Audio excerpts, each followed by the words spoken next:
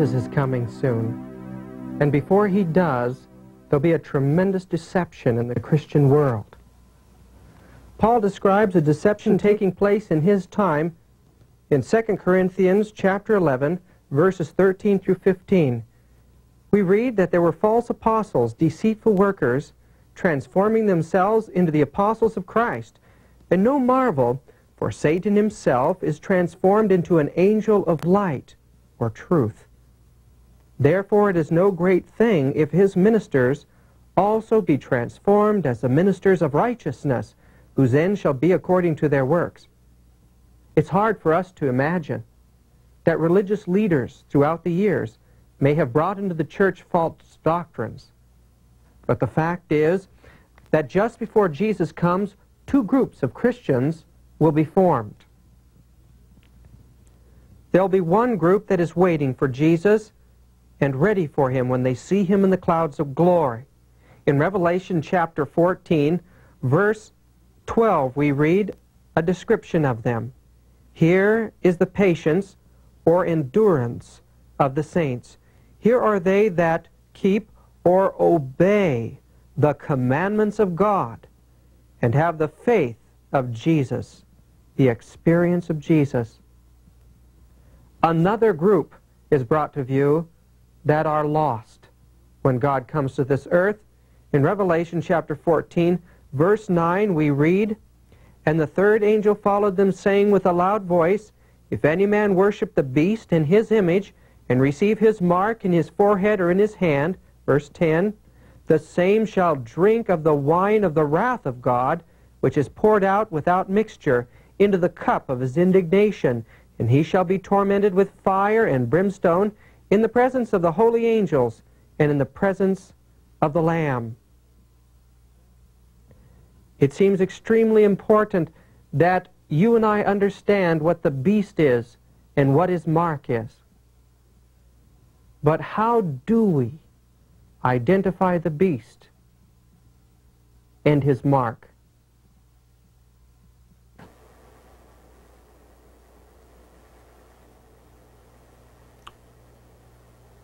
This world is being held captive by an evil power. That power has been here since the dawning of mankind. This power is trying to destroy every man, woman, and child in this world. And God brings it to view in Revelation chapter 13, verse 18. "Here is wisdom. Let him that hath understanding count the number of the beast, for it is the number of a man, and his number is 666. The number 666 is the number of a beast and the number of a man. It is the identifying mark of this power. We have to go back in time to the first civilization on the plains of Shinar in Mesopotamia. Here, as these nomads found a home in that fertile land, they had to confront dangerous creatures. This required an extermination process to make the land safe for them. The man that led out in that work was a man by the name of Nimrod, a mighty hunter before the Lord. This statue in the Pergamum Museum describes this early hero under the name of Gilgamesh. Nimrod killed a bull with his bare hands, a tremendous feat, even in an age of giants. He also killed a lion with his bare hands, and these feats became symbols of his authority and his right to rule. Cylinder seals dating 3,000 years before the time of Christ show this great hero and his work of hunting. He also became a god to those people and forced them to worship himself. He wore the cloak of a lion as a symbol of his right to rule, and he wore the horns of the bull as his first crown. In time, the area of Shinar and Babylon broke up into various small countries, each with its own king. Each of these kings continued the tradition of having to kill a lion. Nimrod became the builder of the first great city. He's known as the great builder, the tower builder or bridge builder, the term Pontifex Maximus. He directed the people to build walls, but he's most noted for the building of a great tower. This tower was built in dedication to the astrological gods and especially the sun. It was in rebellion against God, the creator of the universe.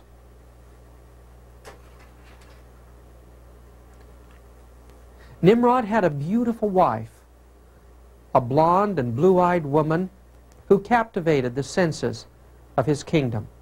She led out in the first blood sacrifices and witchcraft rites. When Nimrod died, this goddess, Semiramis, directed the people to worship her as they had her husband. She took the religion into the mysteries in order to protect herself from those who would want to destroy it. She was the mother of all female or mother worship. Throughout the world, various myths and legends have continued from her time, giving her various names. Semiramis had a beautiful child. He was the son of an illegitimate relationship, and she taught the people that the power of Nimrod, who had ascended into the sun, came over her, and she had a virgin birth. They believed that this was the reincarnation of their god Nimrod, and so the people worshipped him. When he became a young man, he was killed by a wild boar. The boar became a symbol of the destroyer of the gods, and the people wept for their lost life-giver, their lost Savior. Semiramis directed the people to worship the life-giver in the sun, claiming that he had ascended to the heavens in 3 days. Indeed, all of the early astrological gods of Babylon were previously believed to be the departed spirits of their kings and their heroes. Thus was born in that land the worship of astrology. The stars became the chief focus of the priest. They watched their movements through the heavens. They plotted their movements according to the events that took place on this earth, and thus the priests believed that they were able to foretell the influences that these rulers of the heavens would have on life on this earth. They alone, the initiated priests, were allowed to know this secret knowledge. But in all their worship of the stars and the sun and the moon, they were in fact worshiping the departed spirits of their dead, and the religion of Babylon was the worship of the dead. The sun, of course, was the chief god. Its movements through the skies was carefully marked. They saw that it passed through a consistent path in the heavens. This path they called the zodiac. During the day, they saw the sun as a good god, but at night, a dark and evil god. The union of the god who ruled the sky and the seas gave rise to many myths and many strange creatures. The number 6 was the day that man was born on, or created on, and believed to be the day the serpent was made on. Thus it represented man, woman, and the serpent. There were 6 houses given for the sun to pass through in the zodiac during the day, and 6 houses in the night. In each one of those houses, the sun passed through 3 rooms. This formed 36 rooms in the zodiac, 36 manifestations of the sun, the ancients believed. There were 36 gods in the zodiac, one for each one of these rooms. 36 gods in all to rule the 36 constellations of the sky. The number 1 through 36 added up equals the summary number of the mystery god, the hidden one, the 666 god. These superstitious mystics gave the number 666 to the sun. They believed that the serpent power resided in the sun, and they worshiped this force in nature as a great seven-headed dragon, each one of its heads representing one of the planetary gods, the Sun, Moon, Mars, Mercury, Jupiter, Venus, and Saturn. They believed that this energy flowed from the sun throughout all nature, and that those who were initiated into the secret teachings of magic were capable of manipulating these forces through mental exercises, through magic words and numbers. When God destroyed this system, at the confounding of the languages at the Tower of Babel, priests now speaking different languages spread with the people throughout this world. The result of this spread was that the mystical mystery teachings of Babylon continued to be taught by the priests in every part of the globe and in every age. Remnants of that early religion can be seen in the great towers and pyramids that reflect that first Tower of Babylon, dedicated to the system of astrology and the sun.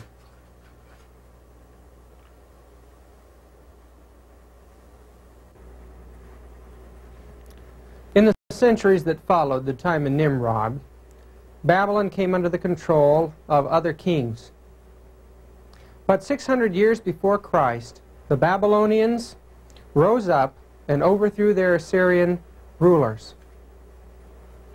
Now Babylon was the ruler of the nations again. Nebuchadnezzar and his father conquered the other countries. They took their kings and they made them into eunuchs. Their princes became servants in the house of Nebuchadnezzar. He also finished that tower, the ziggurat of Babylon. This ziggurat, on display in San Jose Rosicrucian Museum, illustrates that tower as described by Herodotus. The black base of the tower represented Saturn, the mystery or the hidden god that the Babylonians gave the number 666 to. The next level was represented by Jupiter. The next level, Mars. Then the Sun. Then Venus. Then Mercury and the Moon. And so the tower represented the 7 astrological gods that moved through the circle of the zodiac. The palaces and the temples of Babylon were largely plated with gold. Babylon was known as the Golden City, and in her streets the festivals of the sun, the ancient cult from Babylon, were worshipped again. Although now Nimrod and his wife had different names. Semiramis was now called Ishtar, and her son Tammuz. The main entrance to Babylon was the beautiful Ishtar Gate, dedicated to this moon goddess. It was blue, the color of the female. On the gate is a symbol of gods. Babylon developed 5,000 gods that the priests used to keep the people in superstitious bondage. The courts and the precincts of the temples were guarded by these great cherubim, part bull, part eagle, part man, and part lion creatures. This god in the British Museum is Umdugud, symbolizing the sun. One of the most respected gods of Babylon was the sacred palm tree, a symbol of the rebirth of life. The 666 god of Babylon was symbolized also as a statue named Marduk. These priests you see in the sacred ark bringing Marduk down the river were from the College of Pontiffs that surrounded the high priest, the Babylonian religion. That high priest was the king, the Pontifex Maximus. He ruled the country as God ruled the earth. His words were law, and his number as well was 666. Under his direct authority were the mystical priests and magicians of Babylon. These people controlled all education, all the economy and business. They were the masters of the world that they lived in. The people showed them reverent homage and worshiped them as if they were gods. It was inconceivable to them that they could ever lose their power with such monumental bastions of walls surrounding them, the fact that they had international connections. But in the mountains to the east, the Persian armies were growing and developing. They had their own priesthood and their own gods based on that early religion of the Mesopotamian valley. When their soldiers moved in to the river underneath the gate of Babylon, it was providential that the leave gates of the city were left open, and they conquered in one night. They brought with them their gods, very similar to the gods of Babylon. About this time, the Hebrew religion had spread throughout the world, and a man named Zoroaster designed a religion that would compete with that of the Hebrew prophets. He created a god that stood between light and darkness, a god that men worshipped on Sunday, a god that men ate. Other gods throughout the world reflected the same form of religion, the god of nature, the god of the grains, the god of the rivers, the god of the generative powers. All these were worshipped, and behind the myths of these gods were secret allegorical meanings that only the initiates could know. These secret teachings in Egypt fell under a number of different cults. The cult of Horus, or the cult of Isis, and the cult of Hermes. Hermes became the most popular of all the cults. Hermes was believed to be at one time a man searching for the knowledge of truth. He received instruction from a great dragon stretched across the sky. 42 mystical books were written by Hermes called the Hermetic Mysteries. These were kept in the great library at Alexandria, Egypt. The ancient philosophers, Plato, Socrates, Pythagoras, those men who became the father of the modern educational system, were initiates into the mysteries of Hermes. The magicians and priests of Babylon, realizing that their control of the world had faltered, determined to set themselves into a movement to regain it again. They fled Babylon and took their sacred statues with them. They went to the new burgeoning empire of Asia Minor. There, in the country of Pergamum, they established a city, a great acropolis called the Acropolis of Pergamum. Here they built temples to all of the great gods.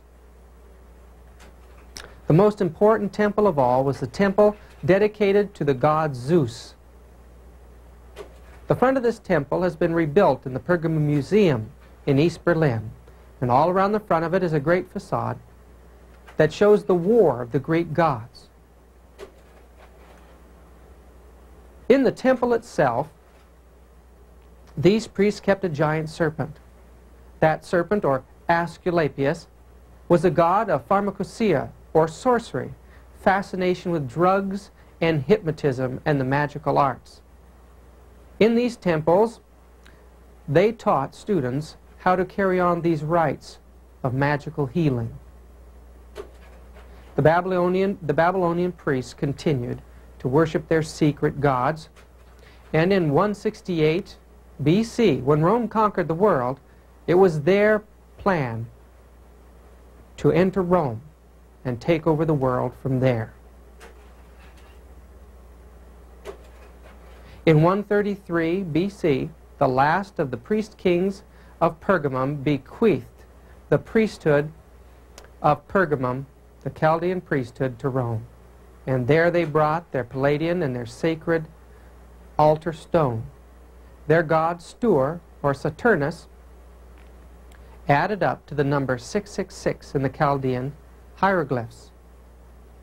In Rome now, these priests continued to wear that sacred number, and these amulets, known as the Sigilla Solis, these photographs were taken in Berlin in 1910.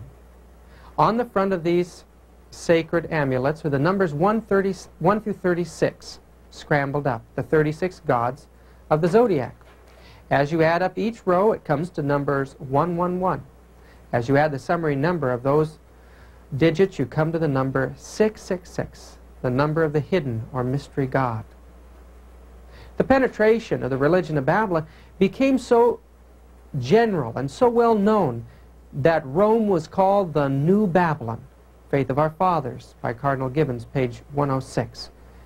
Now, Babylonian priestcraft, the cult of the sun, ruled the world again from Rome.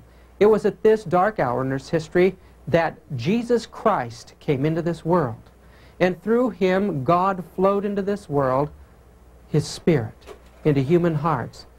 The power of Satan was being broken, and we saw him move in some of the most terrible scenes of persecutions against this movement. But it couldn't be stopped. Tertullian, one of the early church fathers, announced that the blood of martyrs is seed. Every one that died resulted in many more converts to the faith. Now God had warned the Hebrew people that they were not to walk in the manner of the nations which he had cast out before them. They had committed abominations. But we understand from the Apostle Paul that the very apostasy of the occult world would arise in the church. For I know this, that after my departing shall grievous wolves enter in among you, not sparing the flock. Also of your own selves shall men arise, speaking perverse things, to draw away disciples after them. In 2 Thessalonians chapter 2, verse 3, Paul gives a prophecy of what would happen to the church before the coming of Christ. Let no man deceive you by any means, for that day shall not come, except there come a falling away first, and that the man of sin be revealed, the son of perdition, who opposeth and exalteth himself above all that is called God or that is worshipped, so that he, as God, sitteth in the temple, the Greek word nous, meaning the dwelling place of God, showing himself that he is God. When Paul uses the word temple in the New Testament, he refers to the Christian church. A power would arise, exalting a man above God in the Christian church. How did this system of apostasy come into the church? At the time of the apostles, a man by the name of Simon Magus was brought to view as they entered into Samaria. There this man was a great magician, and he had an entire town under his spell. Simon Magus was never converted to Christianity. He was a master of the occult arts, an initiate into the Hermetic mysteries. He made his way to Rome, and there he was believed to be a god. But he taught the people that he was Jesus Christ. A tremendous temple was built for him there. He established his center of worship in a place called the Vatis Khan, the divining serpent. Later, Simon Magus died, and he was buried there in the Vatican Hill in Rome. Others that spun off from this apostate Christian movement established their own cults. This great movement was called the Gnostic Society, and we find that some of the leading families in the occult world called themselves Christians, but had seals that reflected the pagan gods of astrology. In 1945, in Upper Egypt, in a little town called Nag Hammadi, a number of books were discovered in a cave. These books were sacred writings and appeared to have on them the names of many of the apostles. But who really wrote these books? It became evident in studying them that many occult teachings, spiritualistic teachings, that the apostles had never taught had been written into Christian gospels and passed off as if they were really inspired by God.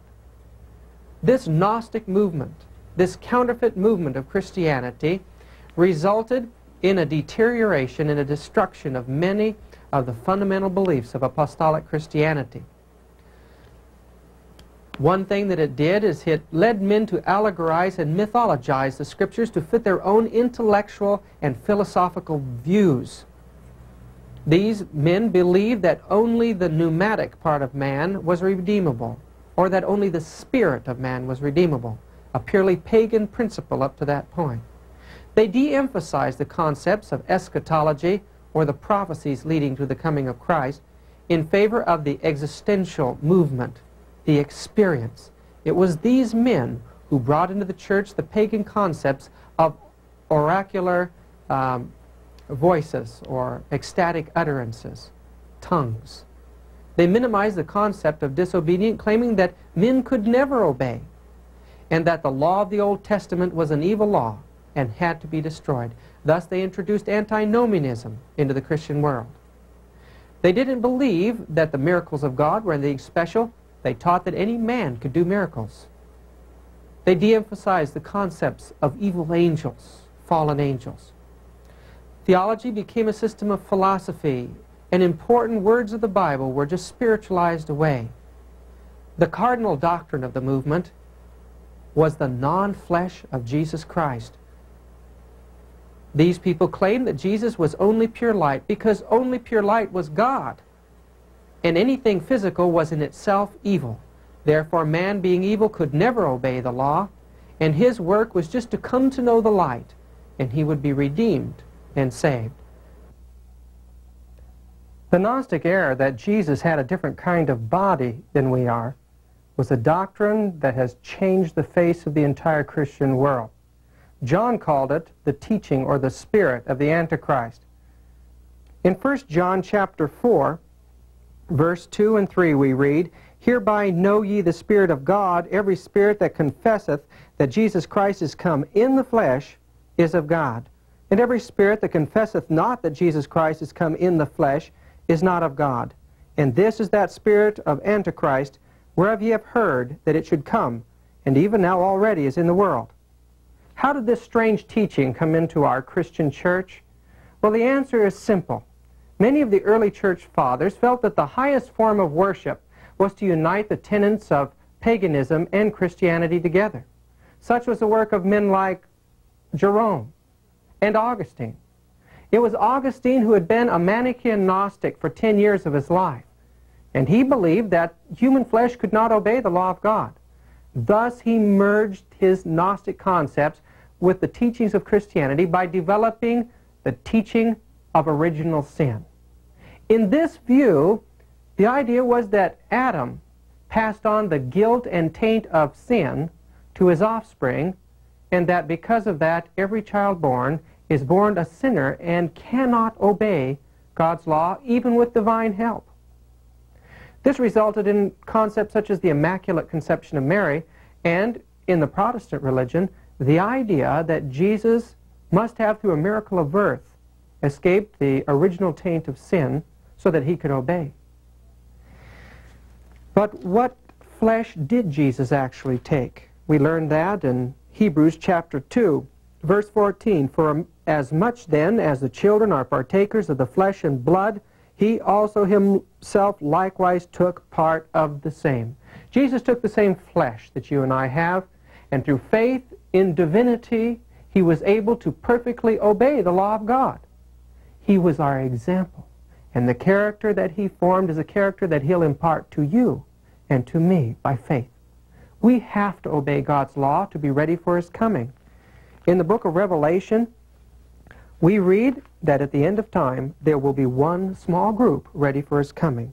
Revelation chapter 14, verse 12. "Here are the patience of the saints. Here are they that obey the commandments of God and the faith of our Lord Jesus Christ." We cannot expect to meet salvation with erroneous views of the Antichrist. We've got to study the Bible for ourselves. Look to Jesus as the author and the finisher of our faith. Obey his commandments through faith in him and be ready for his coming. In 312, the Roman general Constantine claimed to be converted to this new paganized form of Christianity. He claimed that while en route to battle, he had seen a cross in the heavens.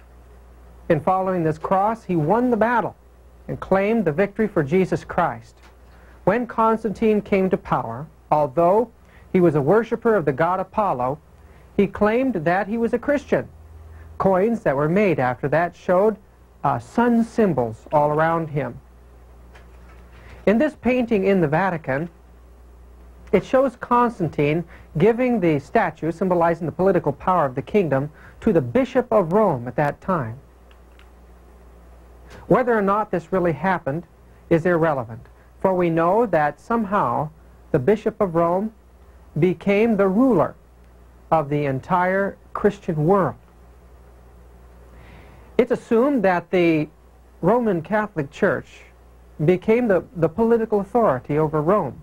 In this painting in the Vatican, we see the cross of Calvary taking the place of the statue of the sun god in a pagan temple. What really happened during those years? Well, in order to attach to Christianity great attraction in the eyes of nobility, the priests adopted outer garments and adornments which were used in pagan cults. From the Life of Constantine by Eusebius, cited in Altai Nimalaya, page 94. So the Christians adopted, number one, priesthood, which was not a concept in Christianity, but pagan, and adopted the garments of these priests.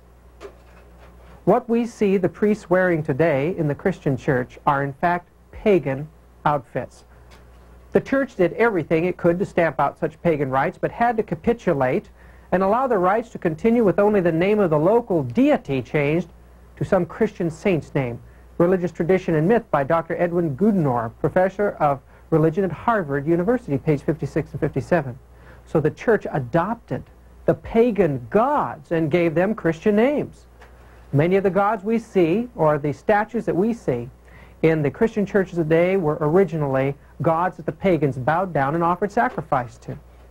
Confiding then in the power of Christianity to resist the infection of evil and to transmute the instrument and appendages of demon worship to an evangelical use, the rulers of the church from early times were prepared, should occasion arise, to adopt or imitate or sanction the existing rites and customs of the populace. Development of Christian Doctrine by Cardinal Newman, page 372. And in the next page he gives an entire list of paganism that had come into the Christian church.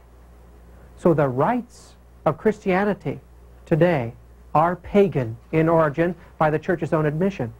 From the foregoing, which treats merely of the more important solar festivals, it is clear that these products of paganism are as much in force at present as they ever were, and that the Christianity countenances, and in many cases has actually adopted and practiced pagan rites whose heathen significance is merely lost sight of because attention is not called to the source whence these rites have sprung. So heavy was this infiltration that Sir Samuel Dill exclaims Christianity is only a sect of Mithraism. Roman Society from Nero to Marcus Aurelius, page 7.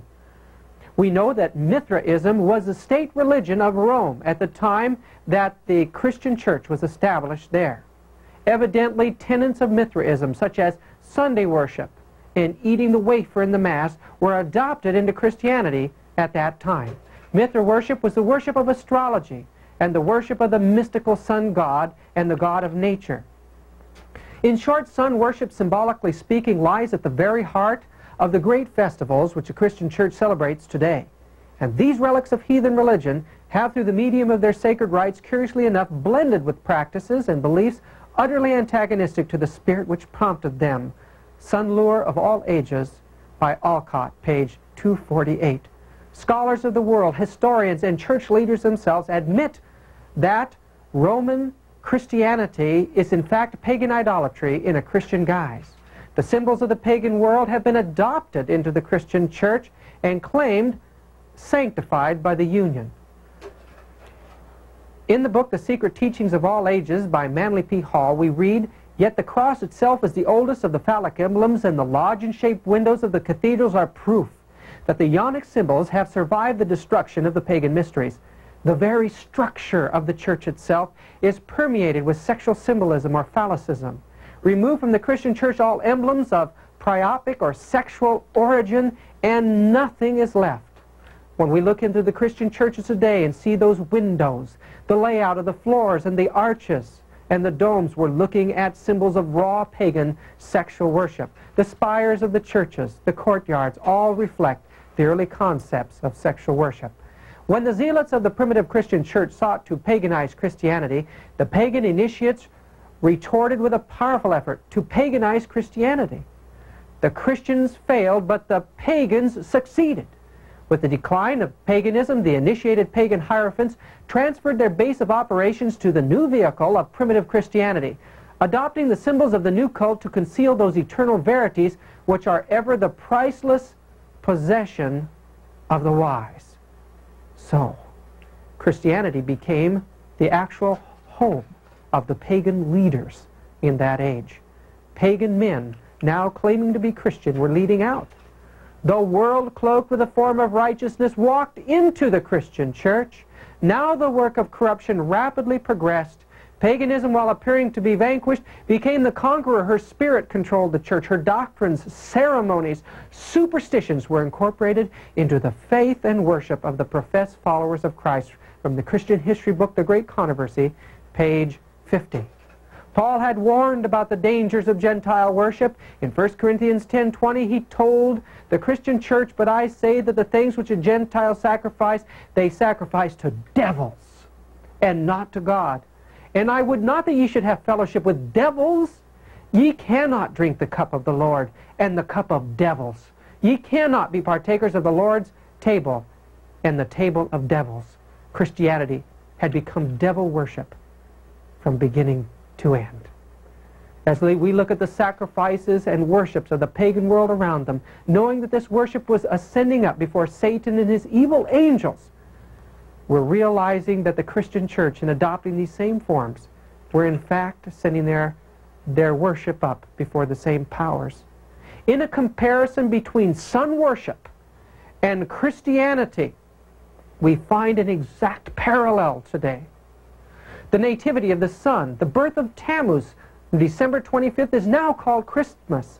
The Midsummer Festival, that's held June 24th, is now called the Nativity of St. John. And the Assumption of Semiramis, who became the mother goddess in paganism, is now called the Assumption of Mary, who became the mother of God.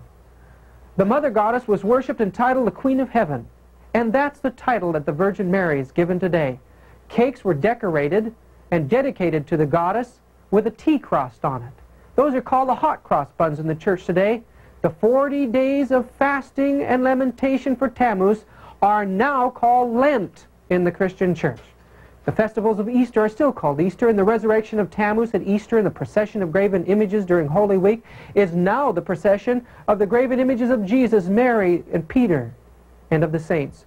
The veneration of graven images of Ishtar, Tammuz, and lesser gods of the heavens in the temples and in the courtyards is now the veneration of graven images of Jesus, Mary, and the saints. The belief in the immortality of the soul and the burning place of torment went on thousands of years in pagan idolatry. The doctrine of purgatory was borrowed from the concept of purgation of the Greek philosophy. The belief of the dead visiting the living, the feast, this feast held in November, called All Souls Day, is now the festivals of All Souls Day in Christianity. We know it as Halloween. The concept of burning incense before the altars was pagan. Chants, repetitious prayers, and beads are now called the rosary in the church. The symbol of the cross was a symbol of the sun and a symbol of Satan. And now it's become the object of worship in the Christian church. Amulets, idols were worn to scare away evil spirits in paganism, and now it's the wearing of crucifixes. The round disc wafer with IHS symbolizing Isis, Horus, and Seb that was eaten for the soul in Egypt is now the wafer of the Eucharist in the church. The painting of the child and the mother with the glory of the sun around them is now called the icons in the Eastern Catholic Church. Infant baptism and sprinkling, all of these things were pagan. The concept of necromancy, talking to the dead, takes place in Christian mysticism and miracles in the church today. The first day of the week, or Sunday, was kept in honor of the sun god in every culture. And today, the Christian world is honoring that day. The concept of Pontifex Maximus, the name of the chief pagan deity, is now the Pontifex Maximus of the Christian church. Janus and Sibyl were once the holders of the keys in Asia Minor, and now the Pope claims to be the holder of those very same keys.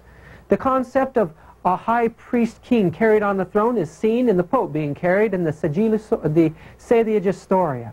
The pagan high priest king was believed to be the incarnate sun god, a representation of the God in heaven. The Pope claims to be the vicar of God on earth. Offerings were offered to placate and appease the god. These concepts became penance and indulgences, salvation by works in the church. Anciently, there were houses for prostitutes, priestesses. Today, the church has adopted the concept of nuns. And throughout the years of sun worship, the enemies of the sun were offered as human sacrifices. And in the Christian Inquisition, Over 50 million lives were destroyed. Many of them were burned at the stake. A comparison between this cult form of Christianity in Rome and Hinduism, again, gives us a direct parallel.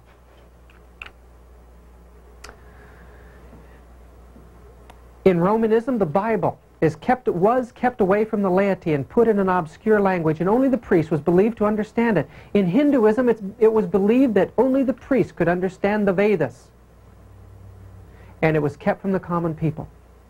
The use of rosary or beads are to be found in Hinduism. The concept of penance is to be found in Hinduism. The prayers that are given for the dead are to be seen in Hinduism as well. The concept of a last rite as a man dies is to be found in Hinduism. The concepts of candles burning on All Saints' Days can be seen in the Diwali festival of Hinduism. And the relics of the saints or of the holy dead that are honored in the Christian church is a worship that has come from 2,000 years before in Hinduism. We know that Romanism sits up and watches the corpse at death, and so does the system of Hinduism. Candles burned around the grave or the dead is to be seen in Hinduism as well. Sanctuary lamps are seen in both the Hindu temple and in the Roman Catholic Church. Candles that are kept burning before images in the church were seen thousands of years burning before the images in Hinduism. Pilgrimages to shrines in Europe and the Catholic world today can be seen in the pilgrimage paths crisscrossing the Hindu world. Holy palm leaves are placed in the caskets in the Christian church, and holy grass was used in Hinduism for the same purpose. In Roman Catholicism, the Madonna and the Child are worshipped, the Queen of Heaven and her divine Son. In Hinduism, it was the worship of Lankriya and Deva, goddess and Queen of Heaven, and her chief son Indra, King of Heaven. The comparison between the initiations between the Christian nuns and the Pujnis, or the nuns of Hinduism, are identical in almost every way. Is Christianity Hinduism? Roman Christianity is Hinduism. Roman Christianity is sun worship. And even today, these rites are continued.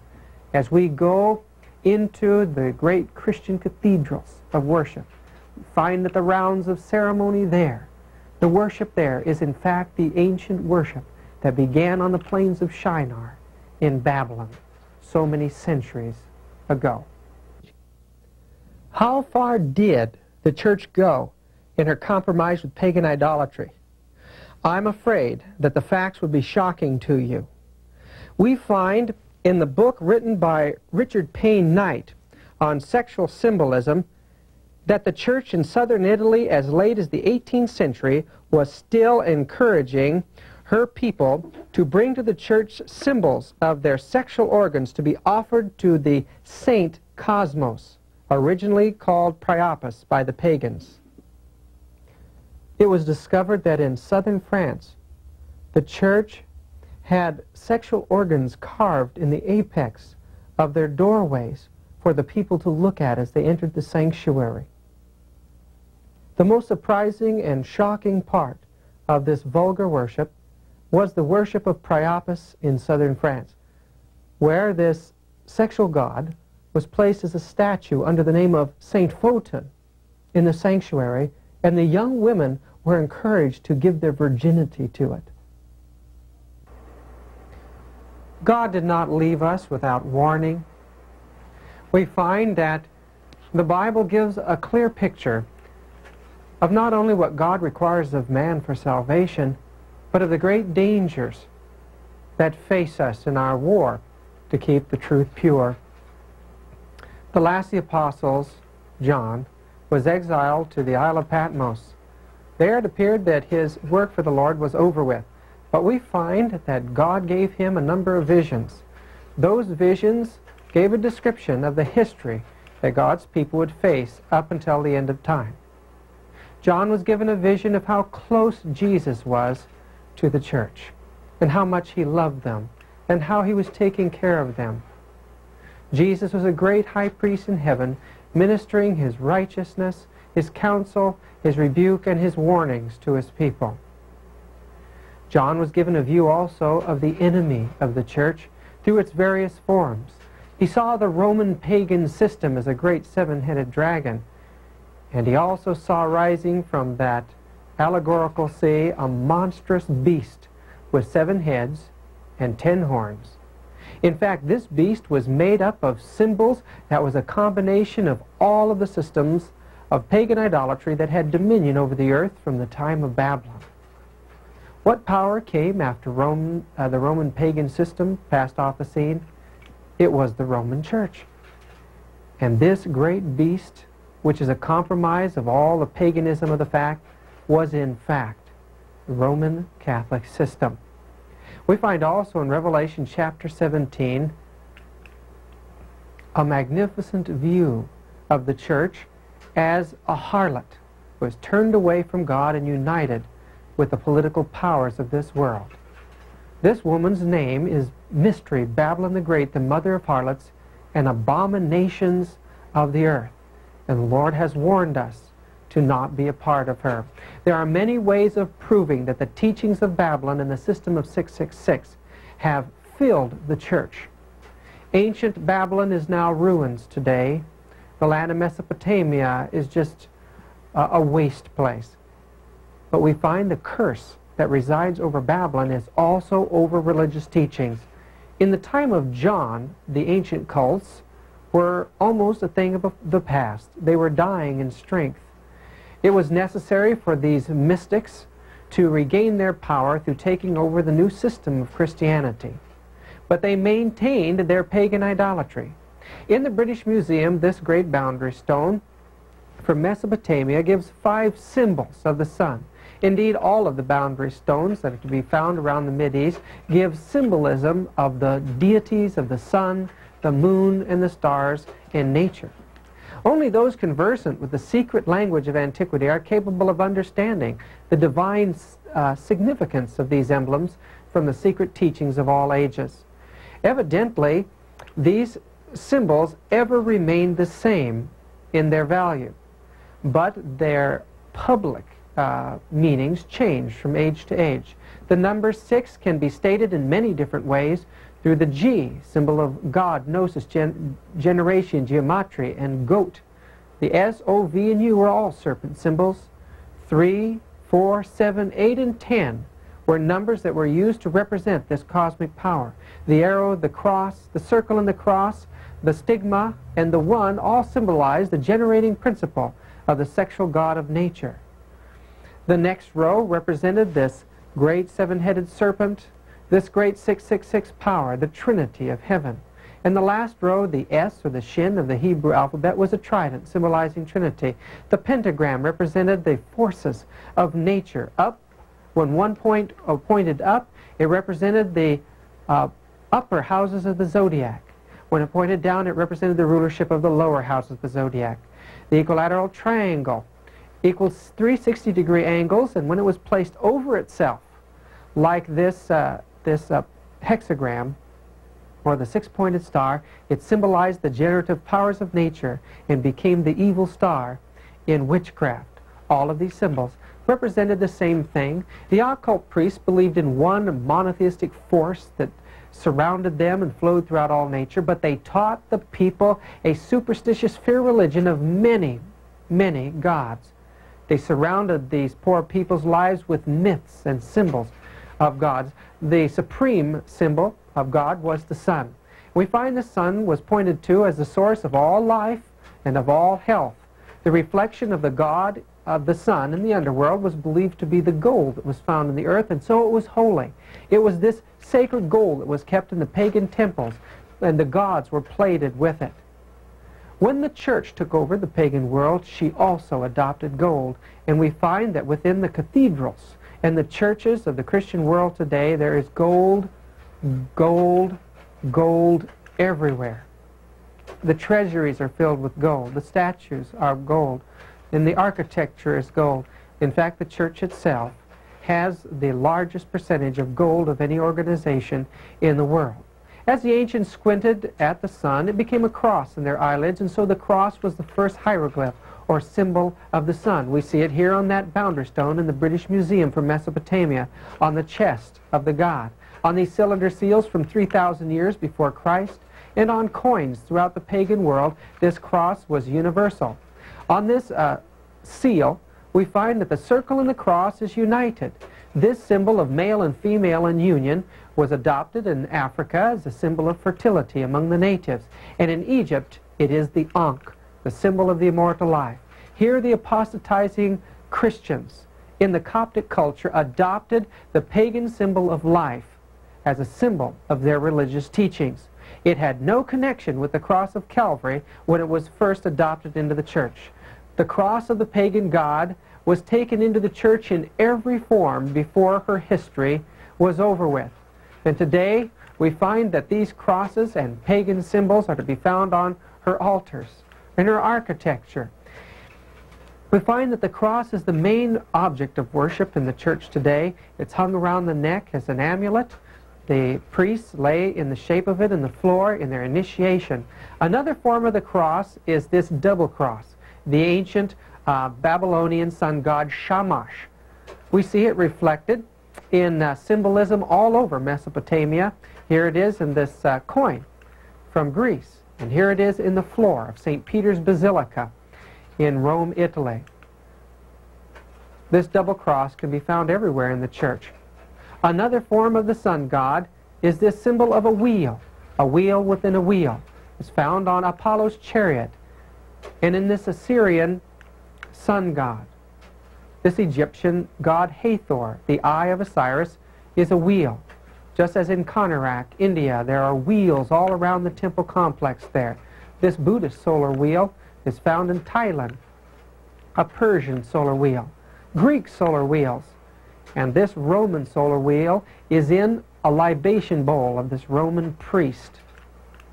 In 1963 in Tikal, this sacred libation bowl was discovered.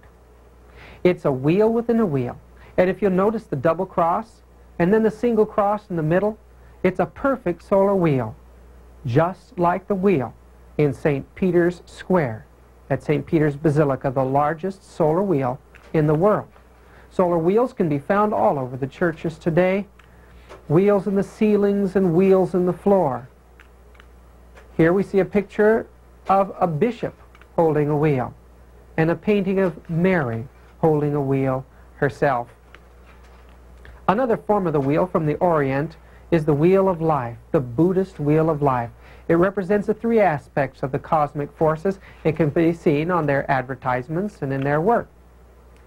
This Shinto shrine in London shows this solar wheel of the sun, 3 sixes in union. And just down the street and around the corner is Westminster Cathedral. And on the floor in one of her chapels is the same Oriental solar wheel, 3 sixes in union.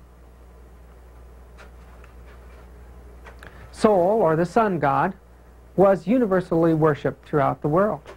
We found not only in Rome, but in Greece. This face in the sun, representing the spirit of the sun, can be seen. Here on a temple in Greece is the god Apollo. Notice the straight and wavy lines. It represents the merge of male and female. The very same symbolism is to be found on this Catholic altar, or in this Catholic pulpit in Scandinavia, and on this Jesuit chapel. In Burgos Cathedral, the sun is looking around behind Jesus on the altar, while in the canopy of Bernini in St. Peter's Basilica in Rome, faces of the sun look down at you from the top of the canopy. Other churches show the sun in the apex of the dome, ceilings, and in floors. The sun is everywhere throughout the Christian system today. This heart shows the rays of the sexual symbolism around them. The pagans worshiped the heart. They would tear it from the flesh and offer it to the sun while it was still beating. This worship of the Sacred Heart can be seen in statuary all around the world. This is the statue of Quetzalcoatl, and although his chest cavity is just ribs, the heart is alive, just as it is on the chest of Jesus Christ. These Sacred Hearts become an important part of the worship of the Christian Church. Here it is in a window above the clouds as the sun in the sky, or as the heart of Mary with 7 knives stuck in it, a reflection of the ancient worship of the 7 planetary gods. The sun is also seen as a red disk. In Egypt, it's the god Ra. We find here Osiris is holding up the sun, or over the head of Horus, Heraki. These red circles can be seen in the floors of the churches or on their altars as well. Above the head of the king in this tomb is the symbol of Trinity in Egypt, 2 serpents around the red sun, representing Ra, Amun, and Osiris. As we look back to the chapel in Westminster Cathedral, we find 2 serpents intertwined around a red disk. Why has the church adopted these things? The golden disc also represents the sun. We see it not only in Egypt, but in Scandinavia. Evidently, this disc is placed behind the head of a deity to indicate that it is God.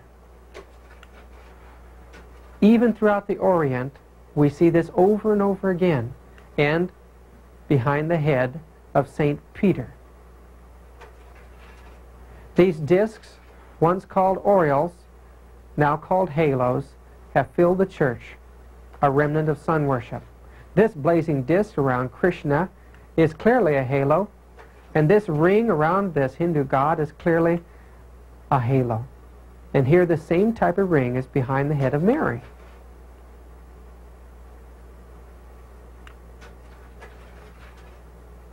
Another symbol is the nimbus. It came from the pagan worship of the generative powers, the worship of the female organ. The ancient placed gods in this symbol to represent that they represent the power of generation or life, and the church has placed her saints and Mary and Christ in the same symbol.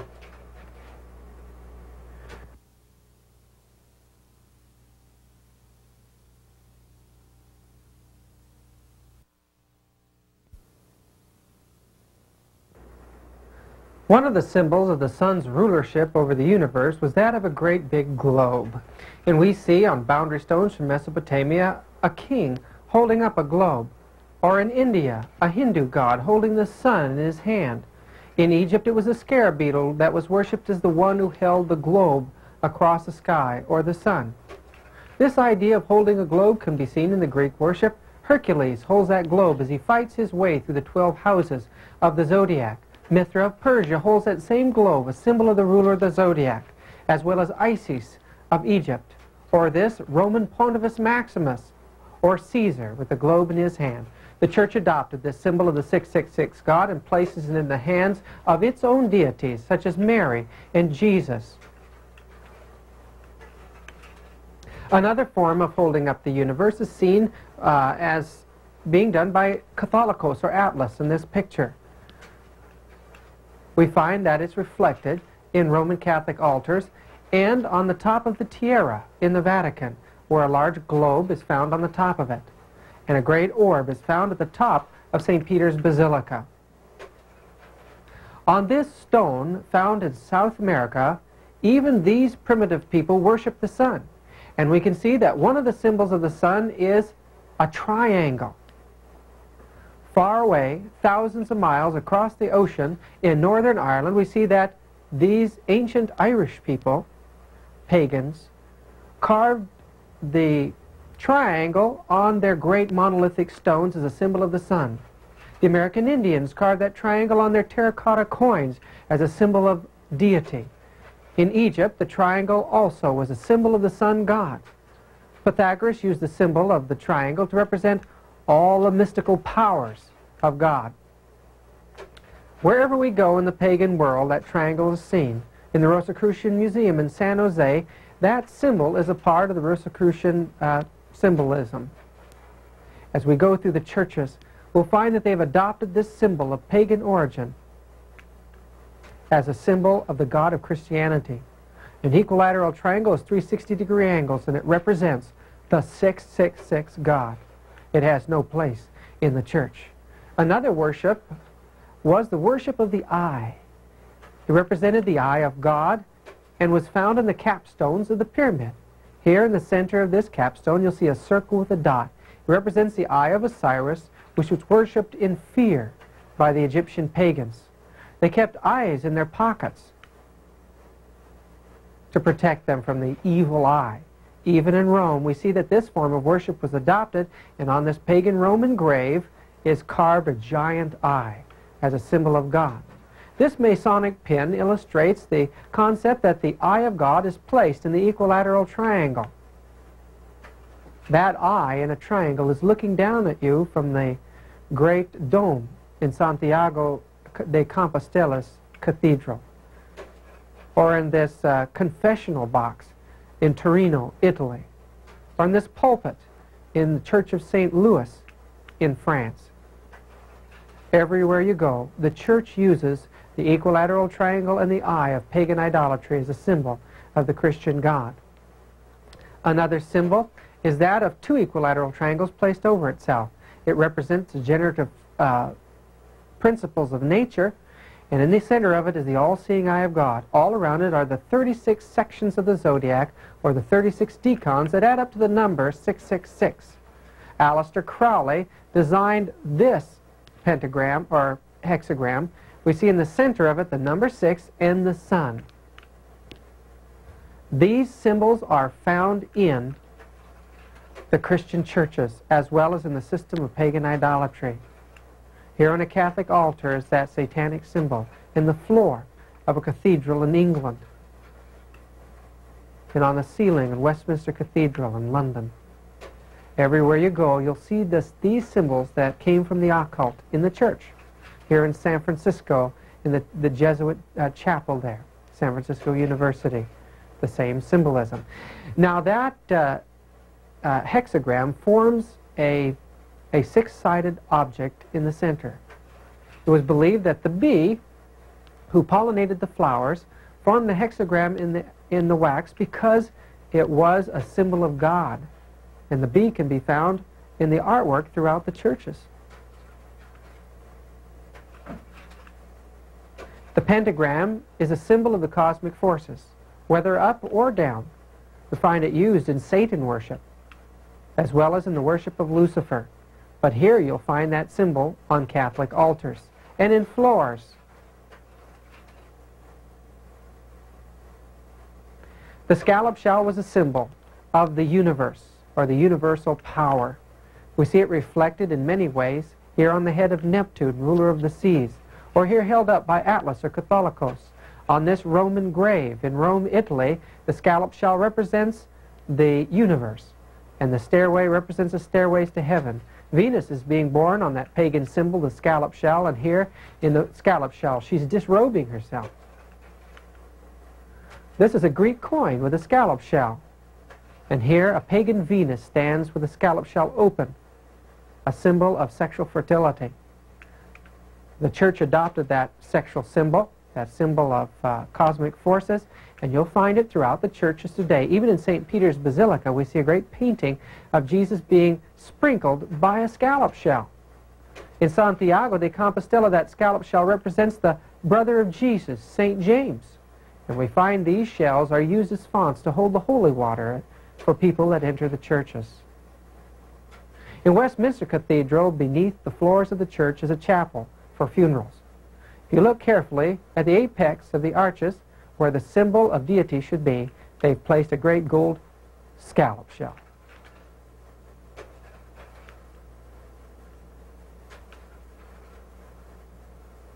In the Vatican in Rome, we find that one of the most prominent symbols of the church there is of a great big scallop shell, symbol of the astrological powers.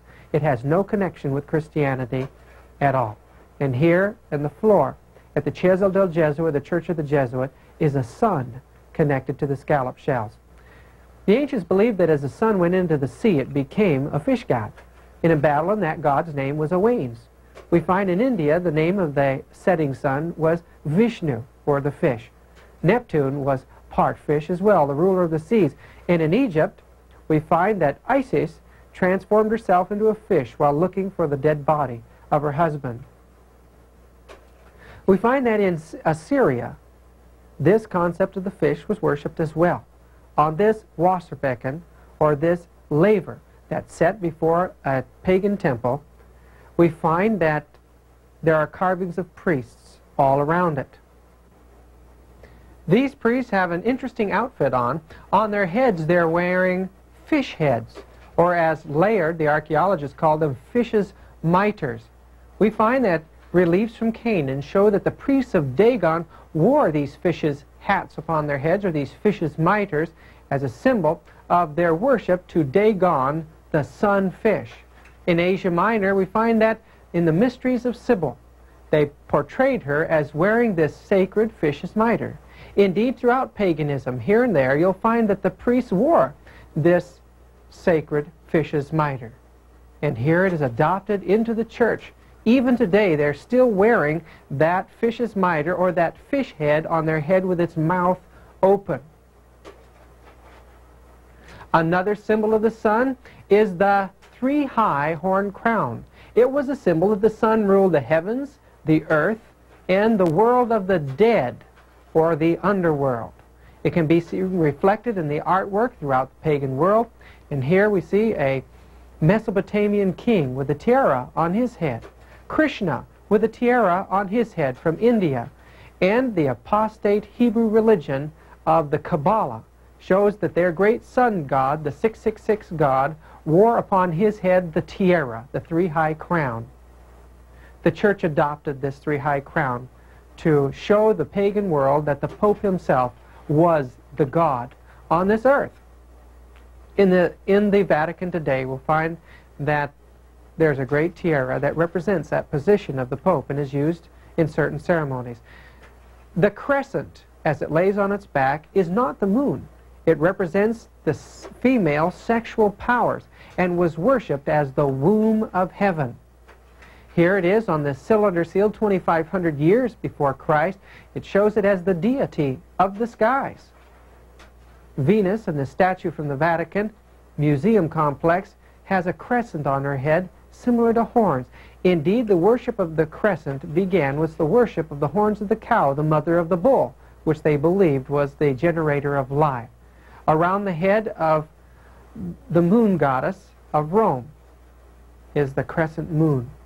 And here, around the head of the female goddess is the horns in this birth of Mithra carving. Lilith of Babylon, the goddess of the world of the dead, or the world of the gods, is shown standing in the crescent made up of two antelopes. In the church we see a goddess standing in that sexual symbol as well. It is not a moon in that form.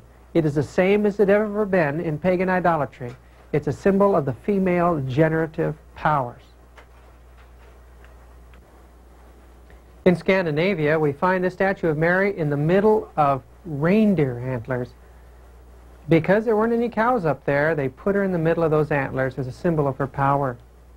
But one of the most startling depictions of Mary is in southern France in Lyons. There at the great cathedral, Mary is seen as wearing the horns upon her head. And the breastplate of the Hebrew priesthood is to be found on her chest. This makes Mary the mediator between God and men. Nothing could be further from the truth. The Bible tells us that we only have one priest and one way to heaven, and that's Jesus Christ himself. This concept of fertility worship and the worship of the mother captivated the senses of the pagans, and the Roman Church realized it would have to adopt it. This instrument, called a sistrum, was used in the dances of the pagan priestesses. Here Isis, the queen of heaven in the Egyptian cult, is seen carrying that sistrum. Isis, in Manly P. Hall's book, is quoted as saying, "I, Isis, am all that has been, that is, or shall be, no mortal man hath ever me unveiled. The fruit which I have brought forth is the son." The son of Isis is Horus. And in this picture of Isis and Horus, we see her standing in the middle of a nimbus with the zodiac all around her. Her child is the sun god. And when we go to the Vatican, we'll find a great Madonna figure there in St. Peter's Basilica, holding in her arms her baby. And that baby in this Christian statue of a Madonna is the sun. This allegorical concept of the mother and the son can be seen in Egypt and in India here with Devaki and Krishna, as well as the Orient. Both Japan and China have had their Madonna and child figures. This concept of Isis can be seen in statues throughout the Roman Empire. These were the statues that were adopted by the church first for Mary and Jesus. When you look at Mary and Jesus in the churches today, you're looking at an ancient worship that predated Christianity, the worship of the child and the mother. Other statues of the child, as if it's a god itself, can be seen in paganism, but here it's a statue of Jesus, separate from the adult statue of Jesus and worshipped as a god in itself.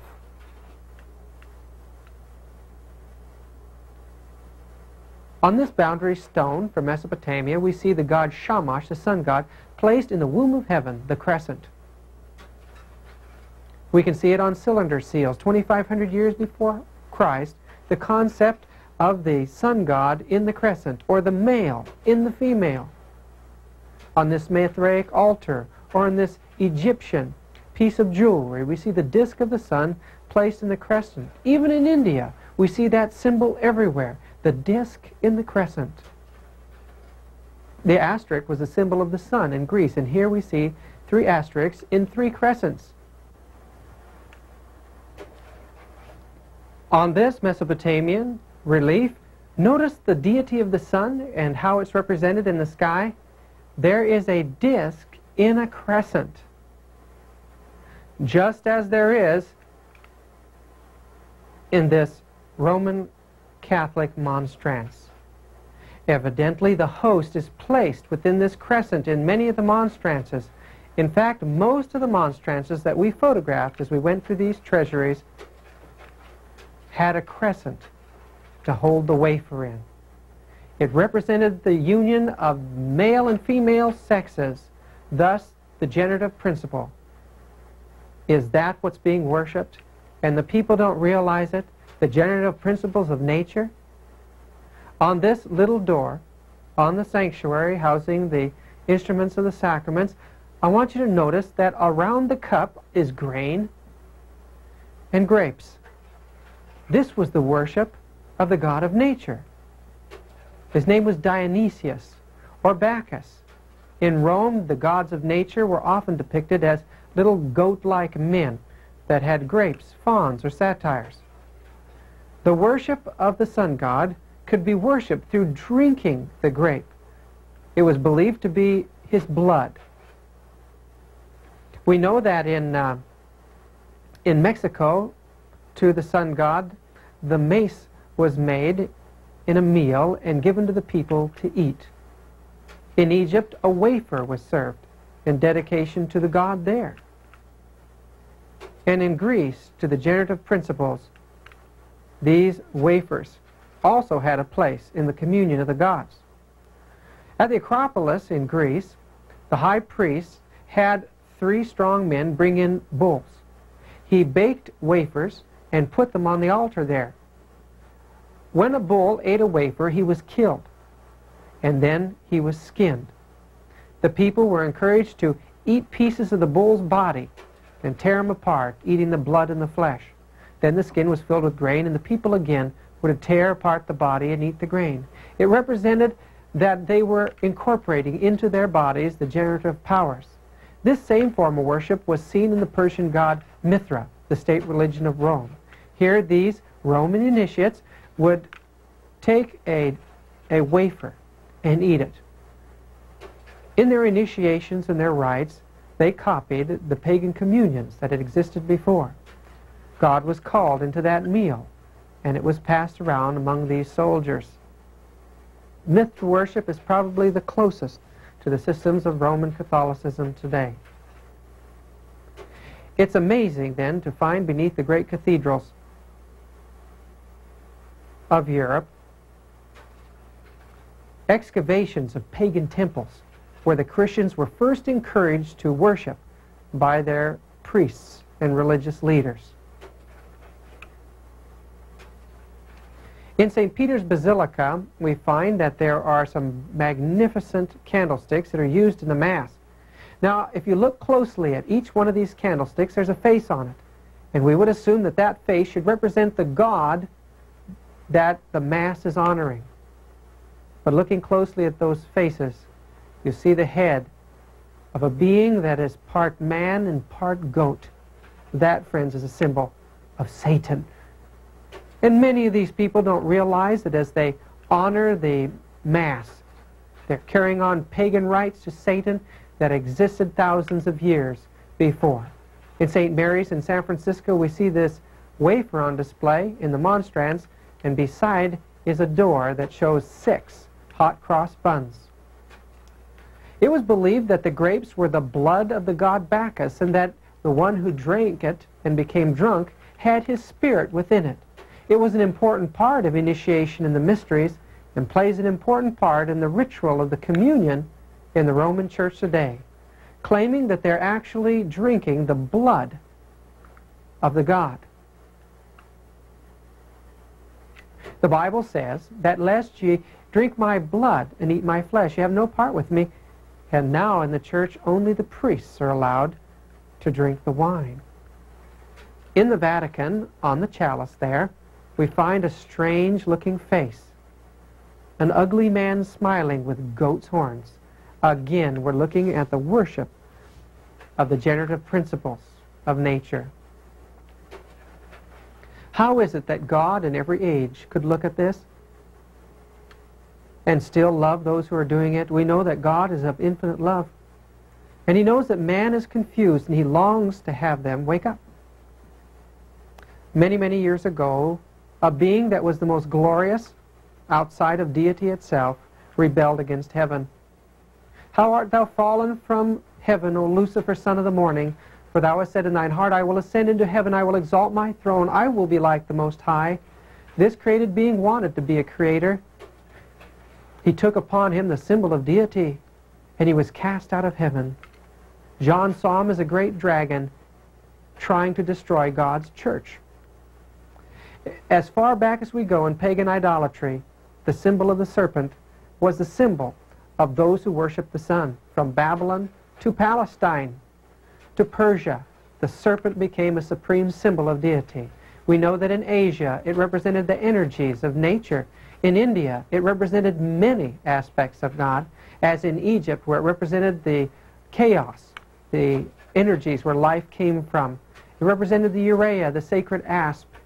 Here on Nefertiti's hat we see the urea, the sacred asp. The cherubim with wings protected the pharaoh, and even Tutankhamun had 2 little serpents with wings beside him. It represents the gates of the soul, or the spirit itself from dead. It represented the spirit of the sun. And we find that the convoluted body of the serpent on the graves represented the transmigration of the soul. At Hatshepsut's temple tomb in Upper Egypt, we note a winged serpent with its body spiraling all the way to the sanctuary, representing that one must pass through the serpent to reach God. We know that in Central America, Mexico, and South America, the serpent was worshipped by the natives under the name of Quetzalcoatl or Kukulkan, both flying serpents representing the sun or the morning star. At Chichen Itza, the great temple there, has a stairway leading to the top of it that is bordered by 2 winged serpents. In Greece, the name of the serpent was Asclepius. He was a counterfeit healer, and he was worshipped all throughout the Greek Empire. Even the great god Apollo was equated with the serpent, as was Athena, the Greek goddess of war and wisdom. In Rome, the serpent became a symbol of healing, as well as the spiritual powers that carries the soul across the heavens at death. In Scandinavia, everything revolved around serpent symbolism. The ships were made into serpents and dragons, and the stave churches that these people worshipped in had carvings of serpents all over. At this stave church, I noticed that above the door was a body of a serpent with its neck forming the lattice work and great wings spread out on either side. One had to pass through this serpent door in order to get into the sanctuary. Here in Chinatown, you have to grab the handles of this serpent door to get into the business. And in Thailand, we find that on either side of many of the entranceways to the temples there are great serpents. This temple shows a winged dragon eagle, and a winged dragon lion handle, and a winged dragon goat handle, and finally a great winged dragon itself. These handles have to be pushed before the doors will open, but as one gets back from this sanctuary, you'll notice that it's not a pagan temple, but it's St. Mary's Cathedral in San Francisco. And the court is made of 3 rows of 6 crosses in each row. 6, 6, 6. The altar has 6 steps to the top of the sanctuary. Why are these pagan symbols still used in the church? The church has used them for so long that it knows nothing else but pagan symbolism. All through the years we find that the serpents are to be found in the churches, on our tombs and in the floors, or here in Westminster Cathedral above the head of Jesus. Most of the dragon serpents that we saw in one place were to be found in the Vatican, or the Divining Serpent Center. Here dragons looked at us from above graves, on floors, or on artwork. Even the canopy was copied from the ancient serpent pillar altars of the ancient world. Those great spiraling canopy pillars represented the serpent around the staff. The serpent represented the energies of both good and evil.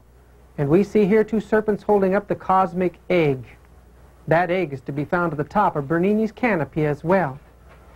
The ropes were used in paganism to symbolize the serpents, and we find them on the crests of the popes. In the large hall of Bernini in the Vatican, the church is symbolized by a great golden dragon. Down beneath the floors of St. Peter's Basilica in the crypts, we find that one of the popes that called himself Six has upon his tiara 6 serpents. The lightning bolt was a symbol of the serpent power, and the ancient gods were believed to be able to wield it. As far back as ancient Gilgamesh, we see that this lightning bolt was to be found in the hands of these pagan gods of Mesopotamia. Both the priests and the kings himself carried these divining rods. This Assyrian king from the British Museum holds with his hand a symbol that represents the roll of thunder and the flash of lightning. Osiris is shown holding serpents in his hand, and even Tutankhamun held the serpent staff in his hand. This Etruscan deity is holding a serpent in her hand, and even in the Greek religion we see Athena holding a crozier in her hand. From the Acropolis, it's clear that that crozier is in fact a serpent. In the Mayan religions, the priests there carried these serpent croziers in their ceremonies, and we find that even in the Orient, in Japan, these little croziers, remnants of the divining rods, were held by prelates. Scandinavia had its serpent crozier as well, held by its priests. This Etruscan priest holds with his hand a spiraling crozier. In Mesopotamia, the priests there held croziers as well. And in Berlin, we photographed this crozier head from the land of Shinar. It has a serpent on the end of it, and this clearly has no relationship with the shepherd's staff, as the church claims. Her prelates carry these croziers even today, just as the ancient magicians and mystics did so many years ago. Many of them have serpent heads on them. Some are carved out of ivory, and still others are carved out of the bones of saints, making them more holy or more sacred.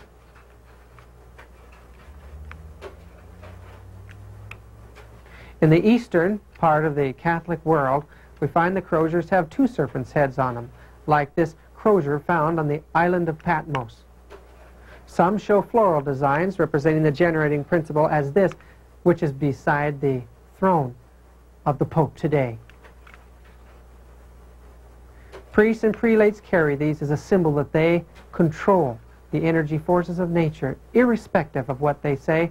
This was its original meaning, and here even St. Nicholas carries a serpent crozier in his hand, while this Jesuit prelate holds a double serpent crozier in his hand. Another form of the lightning bolt was as this god Adad holding up a 3-pronged lightning bolt. That lightning bolt can be found in different forms. Here the god Neptune holds it as a great pitchfork. The pitchfork of Neptune can be seen even on the altars of Mithra, or Hindu deities, or Greek deities. And here we see this Greek deity holding a trident in the Catholic grave. And Jesus is shown here as having these tridents coming out of his head, while in St. Paul's Cathedral the trident is coming out of the corners of this cross. Another form of the trident is this blessing hand, seen on this cylinder seal 3,000 years before Christ. The Hindu gods are seen carrying it, and the Buddhist religion adopted this sacred symbol of the cosmos. These Egyptian priests are protecting themselves from the cosmic force by emulating it, by holding their hands in that form. The Spartan god holds it, as well as this Roman faun. And this Roman Caesar has that sacred symbol of the 666 god in his hand. In London, they excavated a statue of Apollo, the sun god, with that three-fingered symbol. Fingers were kept in pockets or hung around the neck to protect people from this satanic god that they believed had horns and a tail and a pitchfork. On the altars of Zeus, we find that this sacred hand was placed as a symbol of the cosmic forces. These votive hands, as they are called, can be seen in some of the great museums of Europe, showing an important part of the pagan worship. Richard Payne Knight donated his collection of sexual symbols to the British Museum, and one of the most important one was this hand representing the cosmos. Here we see the male and female finger raised up together, and the thumb as a generating principle with a pine cone on it. Around it is a serpent representing the energies, a goat's head, symbol of fertility, in the palm, and an altar with 3 wafers on it. Beneath that is a Madonna and a child. On the back of the hand are symbols of all the astrological gods. These hands were extended to the initiates, and it was believed that energy arced from these hands and flooded them, giving them a cosmic rebirth. It's an amazing thing to see this hand in the Christian church. It's an abomination to God. It represents the 666 God, the rulership of the zodiac. And even today, in a modern age, there are priests and popes that still show the satanic sign. Another form of that sign is this ancient symbol of the male generative organ from this altar in Mesopotamia, or from the head of this Babylonian genie god. You see this fleur-de-lis, as we call it today. Here on the head of Isis, the fleur-de-lis, or on the symbol of Bacchus, the sexual force in nature. But you'll see it on lamps and on altars within the Roman Church today. The holding of the lightning bolt can be depicted as holding fire, as Zeus throws his lightning bolt here. But the church is shown, and she has a Del Gesù, the Church of the Jesuit, holding a lightning bolt as well. This Mithraic lightning bolt shows arrows. Arrows, universally, are a symbol of the forces of nature, the sexual energy. Here Krishna holds an arrow in his hand, and this Greek doctor in the Asclepian temple holds an arrow in his hand as a symbol of the healing forces of nature. This boundary stone from Mesopotamia shows that arrowhead as the god himself, and we know that these arrows were kept to protect the people from what they believed to be the evil forces. The Romans made an arrowhead out of iron and used it to sacrifice their offerings to the sun god with. It was this satanic symbol that Jesus was crucified with. But the church adopted it because it was pagan, and now it's used as a symbol of deity in the church and worshipped on altars and floors. This chalice shows 3 of these pagan arrows holding up the cup. And the Cesio del Gesù, we see an arrow through a symbol of the female womb with a serpent with its tail in its mouth around it. This monstrance in one of the Catholic treasuries shows arrows in and out of it, representing the energies that emanate from the wafer. The ancients worshipped the evergreen tree as a symbol of deity. In Mesopotamia, they worshipped the palm tree as a symbol of the rebirth of life. That symbolism is adopted in the Greek and in the Roman religion, and now we find it on the floors and on the altars and graves of the Roman Catholic Church. Another form of this rebirth is a symbol of the pine cone. This pine cone can be seen in reliefs all over Mesopotamia, held by the genii or demon gods. It represents Osiris in Egypt. We see him here holding a staff with pine cones on the end of it. In the Cairo Museum, Tutankhamun holds a pine cone staff as a symbol of his power to rule, and this Hindu god is carrying a pine cone in his hand. Even Quetzalcoatl, with an evergreen tree on one side, is holding pine cones on the other, as is this Greek fertility goddess. The pine cone was adopted by the Romans, and here we see this Mithraic altar with a pine cone in the middle of the equilateral triangle, as well as on a Roman grave. Bacchus is shown with a pine cone staff, a symbol of the sexual organ of the male. And here Dionysius, from the Greek worship of the generative principle, is carrying a pine cone staff on these reliefs. From the Pantheon, we find a great statue of Dionysius there in Rome, held in his hand a great pine cone. Early in the Christian history, they adopted the pine cone as a symbol of life, and we find it everywhere throughout the churches.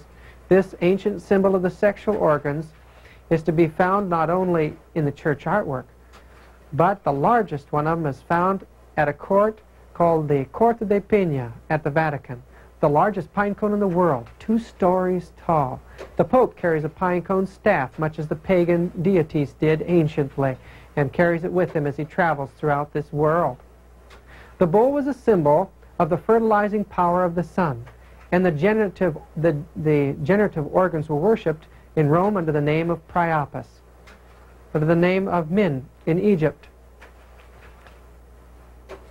A form of the generative worship was the worship of the phallus of Osiris. It was placed before the temples in Egypt, and as the sun rose, the shadow of that entered into the temples, representing the fertilizing power of the sun on the womb of the earth. We see from the Muslim religion that this concept of these towers was adopted, and at the Vatican today, one of those symbols of Osiris is placed in the court before the temple of St. Peter's Basilica in the same form as it was in the pagan world. We know that pillars in the pagan temples represented the union of heaven with earth. It was a generative symbol as well, and this has been duplicated in Bernini's colonnade around the Vatican courtyard. Spires are seen in churches all over, and they are a duplication of the ancient worship of Priapus, the generative principle. In the Orient, the energies are symbolized by yin and yang, positive and negative energies. It's represented here in this head of Bacchus, 2 heads, 2 different sides of the one god. This Mayan god shows a black and a white feather on his head, a symbol of good and evil, positive and negative, male and female, as in this Mexican sand painting, or in this Hindu Tantra. This Roman floor reflects the same dualism of God in their religion. Masonry has adopted it, and in their initiation floors, they have black and white alternating tiles to represent that God is both good and evil. At the Rosicrucian Temple in San Jose, the initiates are initiated on this alternating black and white floor. In ancient Babylon, the courts of the temple there had alternating black and white tiles as well, as they worshiped the one God as both good and evil. And it's shocking to see that the majority of the floors of the old cathedrals of Europe have the black and white alternating tiles underneath their altars as well.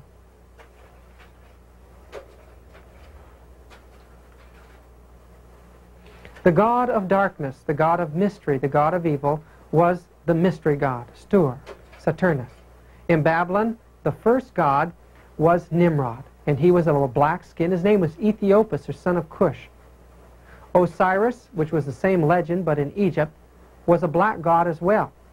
We see that throughout the pagan world, many gods are depicted as being black, such as Vishnu in the Hindu religion, and Krishna, the supreme manifestation of the Hindu deity. Going back to the Vatican, we'll find that there Peter is black as well. As the foundation of the ancient Babylonian system was black, so the foundation of the modern one is as well. Kissing the feet in pagan idolatry symbolized the worship of God. We find in the Hindu religion they kissed the feet of their spiritual masters and believed that vital force and energy would flow through these pictures and carvings of feet. In a Hindu temple, we watched people kissing these feet, and it was explained to us that these were the lotus feet, and they received energy from that. But as I was in the St. Peter's Basilica and saw people lined up to kiss the feet of Peter there, I realized that even the foot kissing had been adopted into the system of Roman Catholicism. The holding of the keys was pagan in origin. It represented the one that opened up the light and closed the world of darkness. The Pope claims to have that power today. It was first given to him in the 4th century in a dream where Janus and Sibyl, the pagan gods, came and gave him the keys. This omnipotent power that's claimed for the Pope gives him the authority over the world of hell, a religious teaching that was adopted to keep the people in abject terror and fear. It has no origin in Christianity. It is believed that the Pope has the power to release these people from hell if he would like to. But as we go back into the system of pagan idolatry, we will find that every culture had their form of hell, from the Orient to the Babylonian world. There's nothing new about eternal burning hell. The pagans often symbolized the departed spirits of the dead as birds. They saw the eagle flying above the heaven, and to them it was an excellent symbol of the departed spirit. And we see this concept of the eagle carved on tombs and graves. The great phoenix represented the rising of the sun, and the double-headed phoenix represents the supreme aspect of God, that he's both good and evil. The winged spirit here represented that man's departed spirit ascending into the heavens. And in the churches, we see these birds everywhere. The phoenix is often seen as carrying the scriptures on its back. These birds have no place in the churches, but over and over again they are placed on altars, such as this pelican feeding her young. What does the pelican mean anyway? Well, in Manly P. Hall's book, it represents the sun feeding its children in the mysteries of the secret societies. We know that the peacock in India represents the sun god, or the bearer of the gods, and the Yazidis believe that it represents Satan. And here it is in Westminster Cathedral. The ancients worshipped the dead. That was their worship. They didn't know a living God. They only believed that their gods once lived on earth and ascended to the heavens. The Pantheon in Rome was a place where people gathered to worship the astrological gods. Those gods have been transferred to the Vatican, that holds the largest collection of pagan antiquities in the world. This concept of worshiping the dead has been adopted in the church as saint worship. Here we see that in Egypt they had 365 gods, one for each day of the year. Did you know that in Roman Catholicism there is a saint for every day of the year? A saint for every occupation? Every one of those saints at one time or another is a reflection of some pagan deity. As you go into the churches, you'll find that there are sarcophaguses of the dead everywhere you go. In fact, I believe that the church itself is the world of the dead. This great altar in Burgos Cathedral, though it's magnificent and 4 stories high with saints all over it, is nothing more than a continuation of the worship of the dead. The popes are embalmed and placed in caskets, 3 inside each other, placed beneath the floor of St. Peter's Basilica, and there the people gather to pay them homage, to do their rosaries before them and kiss their caskets. Indeed, even some of the smallest cathedrals and churches have beneath the floors places in the old world where they buried their dead. Notice on this cylinder seal from 2,500 years before Christ that this priest is holding something that looks like little balls in its hands. Reliefs from Babylon and Mesopotamia show the priests and the genii holding beads in their hands. Yes, beads was part of the worship of Babylon. Here, from the Pergamum Museum, these beads were taken from the Babylonian bull cult. Or these beads of Pharaoh Amenhotep IV were buried with him in his grave. They were prayer beads. And throughout Egypt we find them in the graves as a special part of the worship of those people. In India, the Hindu religion and the Buddhist religion all used beads in their prayers. Even in the Muslim world, we find that prayer beads were an important part of the worship of Allah. And when you see prayer beads in the church, you know, as a matter of fact, that they are from the pagan worship. They have no place in Christianity. Candles represent the immortality of the soul. The fire was the earthly representative of the sun. It was ever to be kept burning in the pagan temples, such as this Buddhist pagan temple. But when you look at the altars in Catholicism today, there's not even a faint reflection of paganism. It's an absolute image of the pagan world before. People spend a lot of money buying candles to place before altars of saints who can't hear or see them. Incense is offered up around the altars during the Mass and during the ceremonies of Catholicism in the same way that incense is offered up in the Orient in Hinduism centuries before. But the strangest part of Catholicism is its veneration of a human priesthood. In the book Dignities and Duties of the Priest, or Silva, we find that St. Alphonsus de Liguria gives the doctrinal view of the position of the priest. We find in obedience to the word of his priest, hoc est corpus meum, God himself descends on the altar, that he comes wherever they call him and as often as they call him, and places himself in their hands, even though they should be his enemies. And after having come, he remains entirely at their disposal. They move him as they please from one place to another. They may, if they wish, shut him up in the tabernacle, expose him on the altar, or carry him outside the church. They may, if they wish, choose, eat his flesh and give him for the food of others. Oh, how great is their power! The people have to come to the priest to receive the sacrifice of Christ. The power of the priest is the power of the divine person, for the transubstantiation of the bread requires as much power as the creation of the world. Thus, the priest may be called the creator of his creator. The idea that Jesus is recreated and his sacrifice duplicated in every wafer is an abomination. The priest is the most sublime of all created dignities, an infinite dignity, an astounding miracle, great, immense, and infinite, exalted above all celestial heights. He is inferior only to God. The priests in this position stand in the very place that the pagan priests did at the ancient world. Christ never initiated an earthly priesthood. A priest, in absolving a sinner, performs the very office of the Holy Ghost in the sanctification of souls. To see people lined up to confess to an earthly man, feeling that they'll receive sanctification or forgiveness because of that act, is one of the saddest things. Innocent III has written, indeed, it is not too much to say that in view of the sublimity of their offices, the priests are so many gods. How could it be that men could be so blinded? But we realize that that form of Catholicism that we see today came out of raw pagan idolatry. As priests were set aside for the worship of God, so women were set aside in the ancient temples as Vestal Virgin or priestesses. Today we find young girls are prepared for a female form of priesthood, the nuns. The nuns in the open convents appear to do many wonderful things, but in the closed convents they're used by the priests.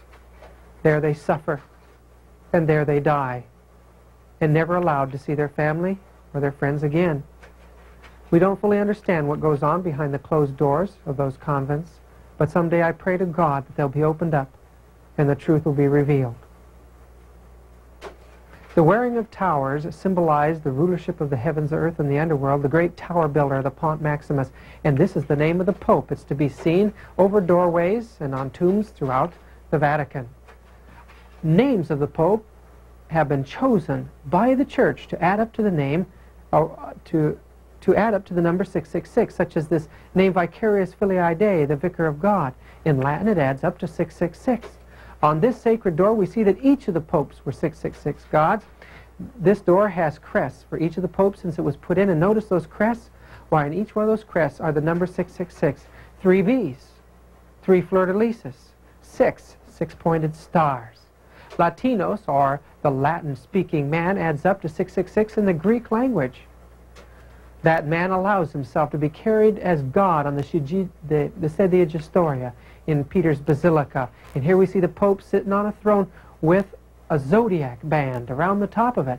Lux Cleri, captain of the clergy, equals 666. Ludovicus, vicar of the court, adds up to 666. Anciently, Zeus presided over the circle of the zodiac. Atlas held up the zodiac, both symbols of the 666 God. But here on this publication published in Rome in 1527, Pope Clement is seen sitting on the zodiac. One part of the universe turned by a devil, and the other part of the universe turned by an angel. The Pope here is being depicted on this book of astrological charts as the 666 God, the ruler of the zodiac, the God of both good and evil.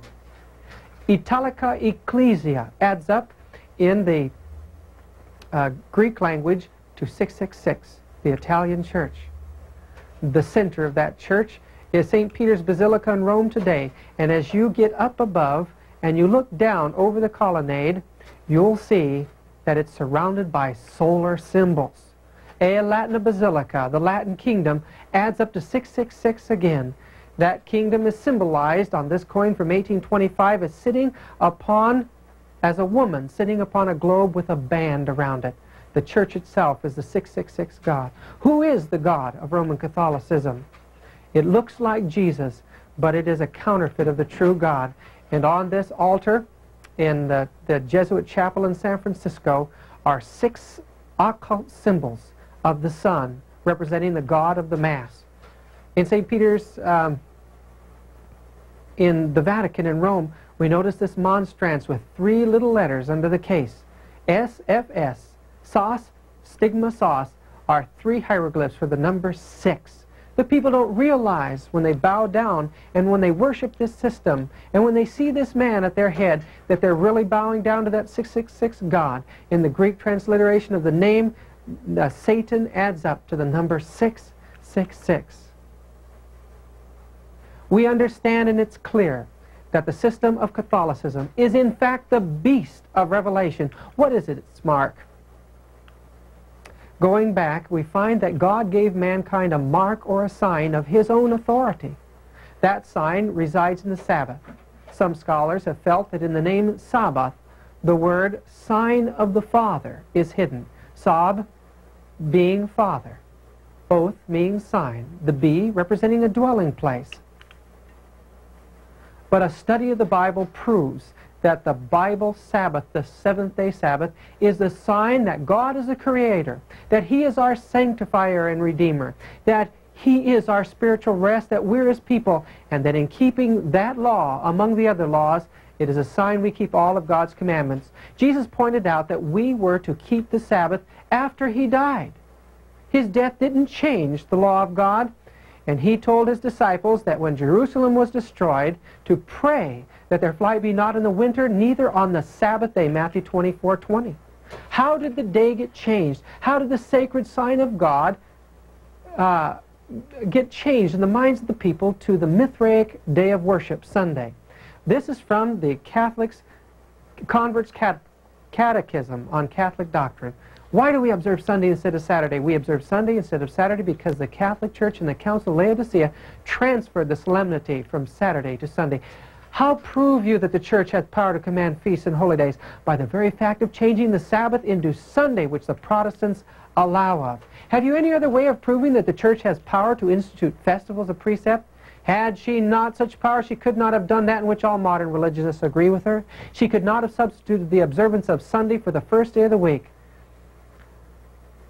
for the observance of Saturday, the seventh day, a change for which there is no scriptural authority. It was the Catholic Church which, by the authority of Jesus Christ, has transferred this rest to Sunday in remembrance of the resurrection of our Lord. Thus, the observance of Sunday by the Protestants is an homage they pay, in spite of themselves, to the authority of the Catholic Church. Constantine first made the first closing law for Sunday in his effort to unite paganism and Christianity.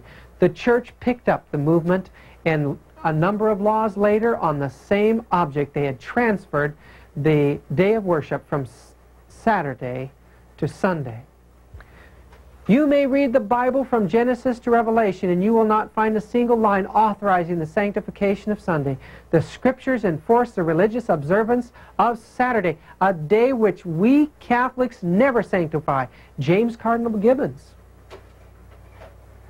I have repeatedly offered $1,000 to anyone who can prove to me from the Bible alone that I am bound to keep Sunday holy. There is no such law in the Bible. It is a law of the Holy Catholic Church alone. The Bible says, remember the Sabbath day, keep it holy. The Catholic Church says, no. By my divine power, I abolish the Sabbath day and command you to keep holy the first day of the week.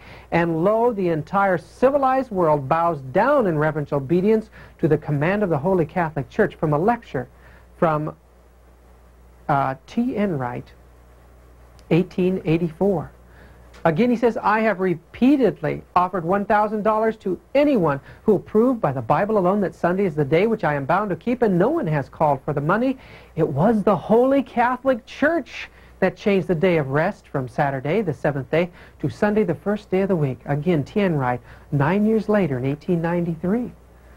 From this we may understand how great is the authority of the Church in interpreting or explaining to us the commands of God, an authority which is acknowledged by the universal practice of the whole Christian world, even of those sects who profess to take wholly the Scriptures as their sole rule of faith, since they observe as the day of rest not the 7th day of the week as commanded by the Bible, but the first day, which we know is to be kept holy only from the tradition and teaching of the Catholic Church.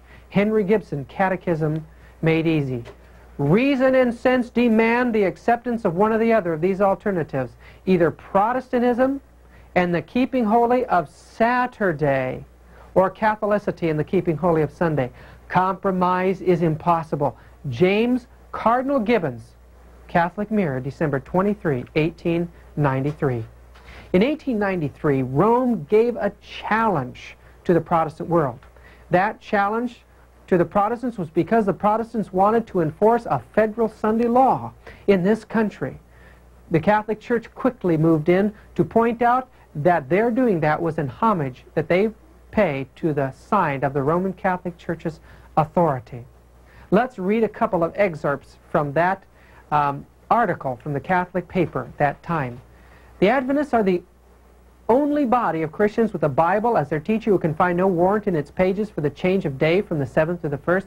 Hence their appellation, Seventh-day Adventists. Their cardinal principle consists in setting apart Saturday for the exclusive worship of God in conformity with the positive command of God Himself, repeatedly reiterated in the sacred books of the Old and New Testament, literally obeyed by the children of Israel for thousands of years to this day, and endorsed by the teachings and practice of the Son of God whilst on earth. Rome's challenge. It's not yet too late for Protestants to redeem themselves. Will they do it? Will they indeed take the written word only, the Scripture alone, as their sole authority and their sole standard, or will they still hold the indefensible, self-contradictory, and suicidal doctrine and practice of following the authority of the Catholic Church and wearing the sign of her authority? Will they keep the Sabbath of the Lord, the 7th day, according to the Bible, the Scripture, or will they keep the Sunday according to the tradition of the Catholic Church? Friends, the beast. This is the mark of the beast, the observance of Sunday. I believe that God is going to bring every Christian to the test over this issue, that one day Sunday will be a legal enactment, and everyone will have to take a stand on either the sign of God or the sign of the sun god.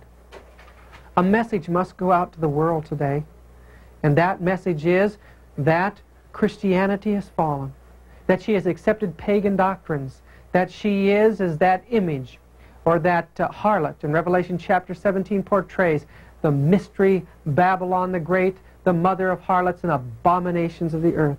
God cannot save the average Christian with the beliefs and in the condition he's in.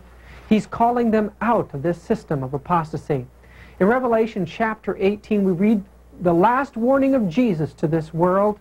And after these things I saw another angel coming down from heaven. An angel means a messenger or a message, having great power, and the earth was lightened with his glory. The whole earth will receive this message. And he cried mightily with a strong voice, saying, Babylon, or confusion, the great, is fallen, and has become the habitation of devils. The Christian church has become the habitation of devils, folks, and the hold of every foul spirit, in the cage of every unclean and hateful bird. All of the teachings of the worship of the dead of paganism are to be found within the doctrines of apostate Christianity today. For all nations have drunk of the wine of the wrath of her fornication or her false teachings, and the political powers of the earth are in an unholy alliance with her, and the merchants of the earth are waxed rich through the abundance of her delicacies. The Christian world is the wealth of the economy of the world. And I heard another voice from heaven saying, Come out of her, my people, that ye be not partakers of her sins, that ye receive not of her plagues. For her sins have reached unto heaven, and God hath remembered her iniquities. Dear friends, probation is closing today. Jesus is coming soon. And before he comes, he's going to have a faithful people keeping the law of God.